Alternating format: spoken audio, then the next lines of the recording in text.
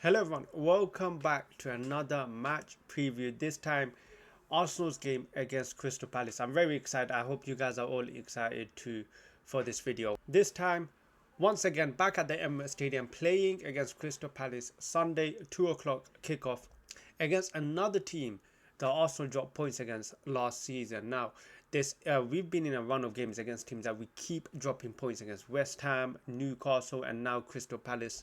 Of course, we drew to them 2-2 at the Emirates last season, and I'm very interested to see how this game goes, because for me personally, I think this game is going to be a tough game for Arsenal, which is crazy. But how can you not say that? It's not crazy to say when you look at Crystal Palace and how incredible they have been. I mean, the last year Crystal Palace have been truly brilliant. Since the appointment of Glasner, they went to go win the FA Cup, they went to go win the Community Shield, and making Crystal Palace a really tough side to beat, despite losing so many talents. I mean, he's lost so many top players, and they still go on to achieve great things. Now, of course, they're also in the Conference League. Let's not forget, Crystal Palace actually beat Liverpool at the stadium, and deservedly. I mean, that game could have been 3-0 in that first half, but Crystal Palace have been brilliant this season, and make no doubt about it, this game is going to be a very tough game. But once again, another opponent that Arsenal have dropped points against, especially last season. If you remember, Arsenal drew 2-2 last season at the Emirates Stadium. And I remember watching that game. Honestly, Arsenal should have been outside that first half, in that, after we were 2-0 up, by the way. I'm pretty sure we were 2-0 up. We should have just went and beat them, but for some reason it ends up being 2-2. But of course, once again, we are trying to rectify our last season's mistakes, because in this form, look, we're in form right now, and we have a lot of games. Also have a lot of games where they can maximize. They should be maximizing maximum points, because this title race is going to be very, very competitive. You got Liverpool still. I know Liverpool are in a bit of bad form, but they're going to be there. Manchester City with Haaland in incredible form. You cannot afford to be dropping points so early on, and you cannot actually be afford.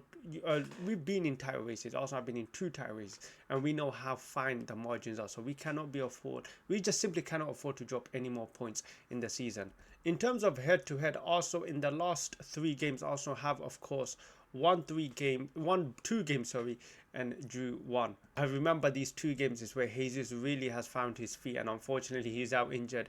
I mean, Jesus would love to play against Crystal Palace. He cannot stop scoring against them.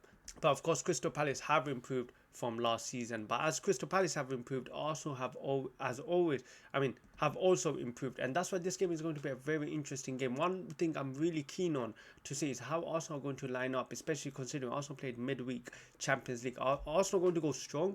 Arsenal going to go with a slight rotation because of how strong we went against Atletico Madrid. So it's going to be interesting to see, especially considering a lot of players can argue they deserve to start. Martinelli, Trossard, Lewis Scarlett. There are so many players that can argue they deserve to be starting this game, and that's the benefit of our squad depth.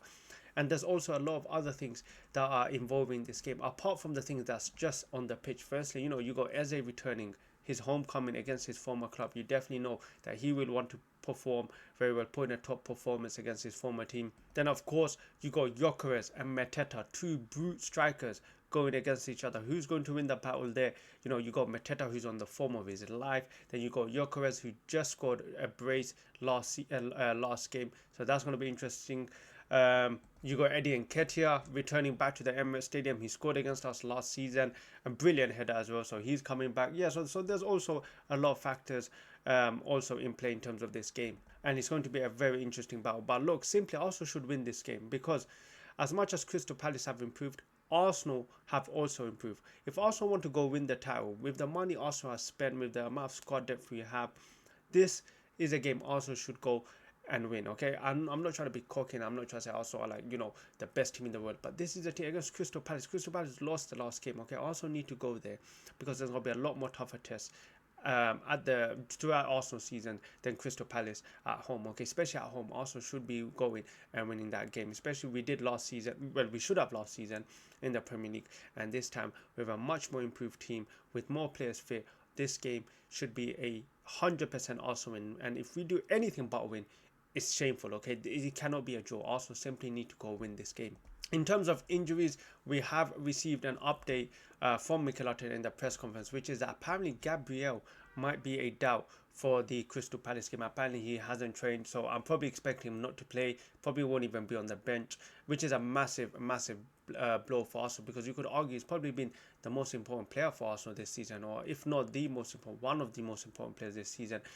Massive to how we play, and massive to our defense as well. Him and Saliba, one of the best defensive records in Europe this season, and Gabriel, of course, plays a major part to it. And of course, set pieces, our biggest weapon.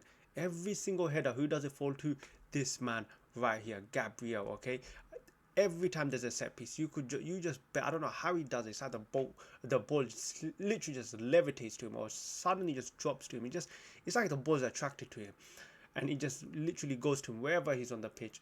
And you just know, without Gabriel on our set pieces, it's a big miss, because we have a lot of big players. We got Calafrio, we got Saliba, but yet Gabriel is the one who gets the end, who gets onto the end of every single cross, on every single header, everything, every corner is always Gabriel. But even if he doesn't score, he's assisting. You saw against Atletico Madrid that for the Yoko's second goal, runs near the, literally on the opposite side, crosses it back in.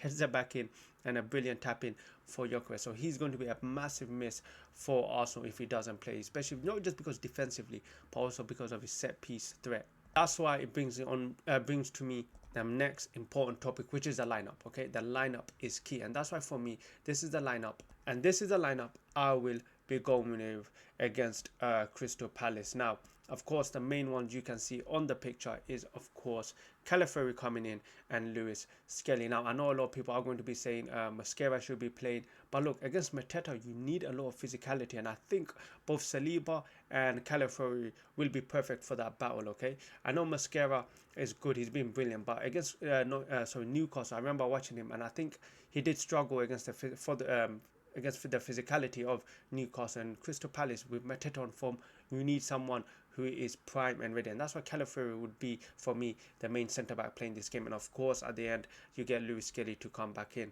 I know a lot of fans are also thinking about Nketiah. Look, Nketiah hasn't even played a single minute yet since he's come back, so I doubt he's just going to suddenly get dropped and play a full 90 minutes. So for me, and especially he doesn't have any match sharpness. I don't even remember the last time he played, and that's why for me, I will play Lewis Skelly. And of course, Martinelli keeps his position after a brilliant performance against Atletico Madrid. He deserves to start as well, but at the same time, you can argue Trossard deserves to start. He scored against Fulham, so who starts? But for me, I would play Martinelli, just because overall, over 90 minutes, I think he offers a bit more. And of course, the midfield picks itself, no doubts about that. But one of the main key battles in this game is, of course, going to be the midfield, because Crystal Palace have one top exceptional player, which is Adam Wharton, and that is where that's where Arsenal really need to focus on, because we cannot let Adam Wharton get onto the ball too much, because he's a dangerous player. He can dribble and he can create chances. So the more times he gets on the ball, the worse for Arsenal, because you just best believe when he gets the ball, something's going to happen. So that's why Declan Rice and Zubimendi need to be on Adam Wharton. I'm sure in the preparation ahead of the game, they will definitely be told of this. Gyökeres, of course, is going to be another key battle going up against a Gay. Gyökeres, after the brace, look, he needs to kick on now. He needs to really kick on, start scoring a few goals, and really target the centre-back, because potentially this is a game where Gyökeres could get some joy. He plays brilliant in terms of what he does. Apart from scoring, he has been brilliant, but he really does need to start getting on the scoring sheet. And what a brilliant way to get on it. I mean, you just got a brace, the confidence should be high, and hopefully you carry on to this game. Look, this is, of course, going to be a very difficult game. Like I said before in the start of the video, do not take Crystal Palace lightly. They have been a brilliant side this season, especially since Glasner's appointment. They have been a brilliant side, and they have a lot of players that can hurt us. I mean, Pino, is his name? Pino, I don't know his name. He's a top player. You got Sarr, who's also a good player. You got Hughes. They got a lot of players that can hurt us. And defensively, look, Mitchell and Gay, that's going to be a tough battle for Saka, especially if Pino drops. So, Saka's going to be up against potentially these four. So he needs to be on the top of his game. Like he already, you watch him play, it's so natural already. We keep putting pressure on him, and every time you put pressure on him, he always delivers. But look, this will be a very, very difficult game for Arsenal. But the mission is simple: another 3 points. We cannot afford to be dropping any more points at this point of the season, especially when you look at our fixtures. There's going to be more tough tests coming than Crystal Palace at home. And if we can't beat Crystal Palace at home, then how are you going to beat the other teams? So that's why for me, let's go get that win. But yeah, let me know what you guys think. Actually, one thing I almost forgot, which is that Crystal Palace actually did play on Thursday, so that can help Arsenal in some way because their players could be tired. But regardless, Arsenal should be winning the game because we have the far better players. And look, we're trying to win the league title, so yeah. But yeah, let me know in the comments what you guys think. What would be your lineup? Let me know in the comments. Make sure you like, make sure you subscribe, and I'll catch you guys next time.